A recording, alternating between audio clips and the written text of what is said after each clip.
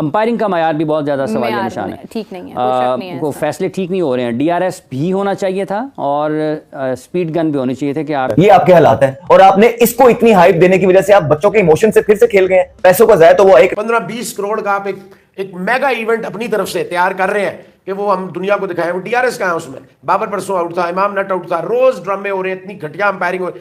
दुनिया को क्या, दुनिया पागल है?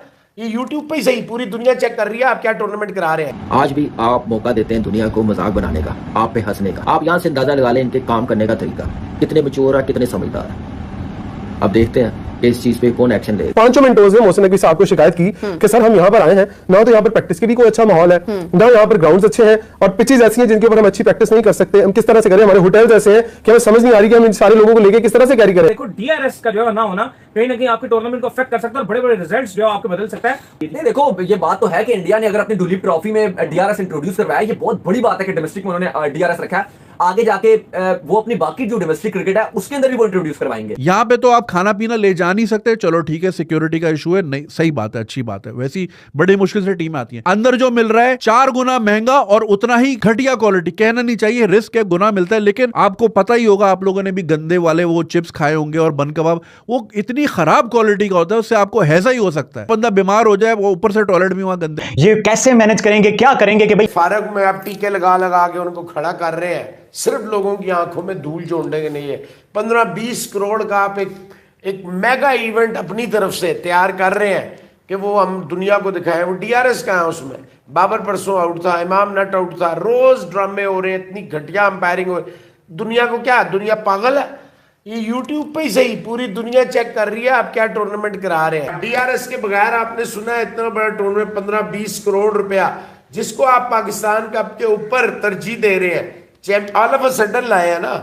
होता तो यह जब आप कोई नई, जैसे पीएसएल आया, उसने आते ही अपनी जगह बनाई आईपीएल के बाद, ठीक है, उस वक्त बाकी लीग्स की वो शुरू कर दी थी लोगों ने, लेकिन उस तरह की अहमियत नहीं थी, ठीक है। लेकिन भाईजान आपने टूर्नामेंट करा दिया, घटिया अंपायरिंग, घटिया जगह। जो कमेंट्री वहाँ पर हो रही है 1-2 लोगों को अलग करके, वो भी उसकी भी क्वालिटी के ऊपर पाकिस्तान क्रिकेट बोर्ड को तवज्जो देनी पड़ेगी। क्योंकि अगर कोई बैट्समैन ऑफ स्टंप से बाहर बॉलिंग करके चौके खा रहा होगा तो वो कमेंटेटर अगर ये कह रहा हो कमाल शॉट है, वो भाईजान कमाल शॉट है, खराब बॉल का भी तो बता दें।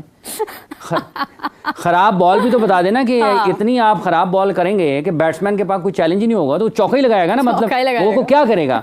या आप उसको मुंह में बॉल करें, आप उसको शॉर्ट बॉल कर दें इतना, ठीक है, कि उसके पास कोई रास्ता बची ना कि उसको छक्के से कम खेले, तो उसको आप कहेंगे ओहो कमाल, क्या अंपायरिंग का मायार भी बहुत ज्यादा सवालिया निशान है। ठीक। चैंपियन कप 2024 जिसकी बहुत ज्यादा हाइप क्रिएट की हुई थी पीसीबी ने, और पीसीबी का कहना था कि इस चैंपियन कप के जरिए हमारी डोमेस्टिक क्रिकेट इंप्रूव होगी और मजीद इससे हमें यंग टैलेंट मिलेगा और यंग टैलेंट को मॉडिफाई करके आगे पीएसएल में और पीएसएल के बाद अपने इंटरनेशनल टीम में खिलाएंगे।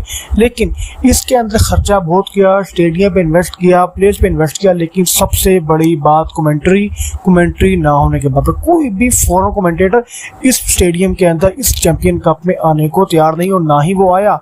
सबसे बड़ा मसला है डीआरएस का। डीआरएस ऐसा सिस्टम है जिसके अंदर थर्ड एम्पायर का रिव्यू होता है, जो कि इस चैंपियन कप के अंदर सीरियस है, मौजूद ही नहीं है।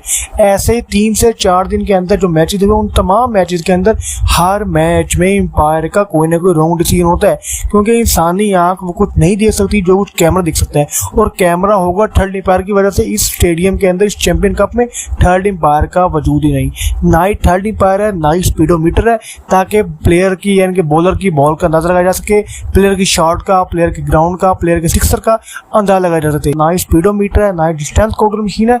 सबसे जो बड़ा मसला आ रहा है वो डीआरएस का। कोई खिलाड़ी रन आउट हो रहा है तो उसको रन डिक्लेयर कर दिया जाए कि रन हो गया, हालांकि वो आउट नहीं होता। एलपीडब्ल्यू ना होने वाले का आउट डिक्लेयर किया जाता है, क्यों? क्योंकि डीआरएस है ही नहीं। जो कैच होता है उसको छक्का डिक्लेयर करते हैं, छक्के वाले को चौका डिक्लेयर कर देते हैं, क्योंकि डीआरएस का वजूद है ही नहीं। ना ही डीआरएस है, ना ही रिव्यू लिया जाएगा, और जब तक रिव्यू नहीं लिया जाएगा तब तक डाउट क्लियर नहीं होंगे। पाकिस्तानी मीडिया कहना है कि जैसे कि आईपीएल होता है, आईपीएल के अलावा इंडिया की कोई दुनिया की छोटी से छोटी लीग भी होती है, उसके अंदर भी क्रिकेट के तमाम तर बड़े प्रोटोकॉल को फॉलो किया जाता है कि हर प्रोटोकॉल को फॉलो किया जाता है कि किसी प्लेयर के साथ भी कोई जाती ना हो। लेकिन डीआरएस का ना होना, स्पीडोमीटर ना होना, ये 2-3 बड़ी वजूहत हैं जो हमारी लीग को, जो हमारे चैंपियन कप को मुकम्मल तौर पर डिग्रेड करती हैं। नहीं है, कोई शक नहीं है वो इसमें। फैसले ठीक नहीं हो रहे हैं। DRS भी होना चाहिए था और स्पीड गन भी होनी चाहिए थे कि आपकी, क्योंकि जब आप इतनी ज़्यादा इंटरनेशनल क्रिकेट और लीग क्रिकेट देखते हैं ना, जो कि आपको बराह रास्त टेलीविजन पर आ रही होती है, हाँ।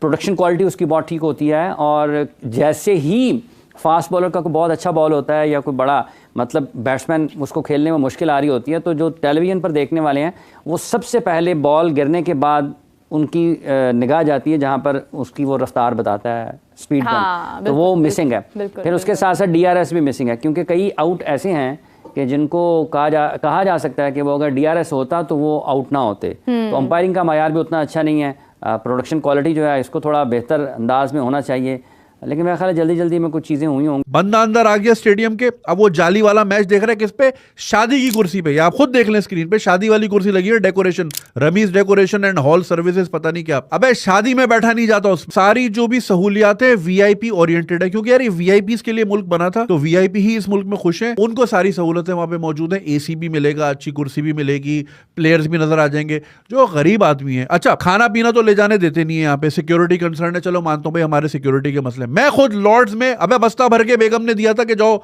सैंडविच हॉट डॉग सब दे दिया, मतलब पकड़ा जाएगा। कह रही कौन सी दुनिया में रहते हो, ये लोग सेलिब्रेट करते हैं इवेंट्स को।